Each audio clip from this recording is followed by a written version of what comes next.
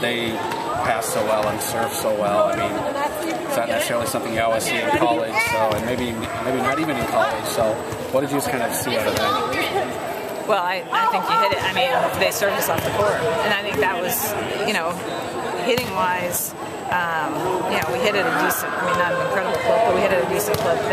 I said to the team afterwards, what was different? Let's look at this from a learning perspective, and as coaches, let's look at it from a learning perspective. What do they do different than what we see on a nightly basis? And we discussed a couple things, but for me the biggest thing was their serve. And it's a little, you see a kid, we call that like a bomber serve, but a lot of times if they're serving at that depth, it has more elevation above the net. And this was just a rocket of a serve at their chest, and we worked on it. I know a little bit before I went on maternity leave, but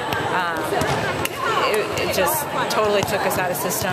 And then the other thing is when you're losing points on the first contact, you lose all emotion. And I felt like it just deflated us immediately. The fourth game there were some good rallies that we lost, and you can build off of that. But the fact that we were losing points off, first ball contacts, it just deflates you. The other thing too is the way they pass. I heard you a couple of times, like you'd say good serve, and then still it's a perfect pass. Yeah, it is. You always tell your teams it comes down to the basic serve and pass game. I mean, how many times have you heard that cliche when you say, what are the keys to the match? Best serving and passing team. I mean, it's true. What do you just take away from it, from your end? Obviously, whenever you can play that good of a team, you can obviously learn a lot. Yeah, I mean, what a neat opportunity. I mean, just even culturally, our captains are going to get to go to dinner with them tonight, and obviously the language barrier makes it somewhat of a challenge, but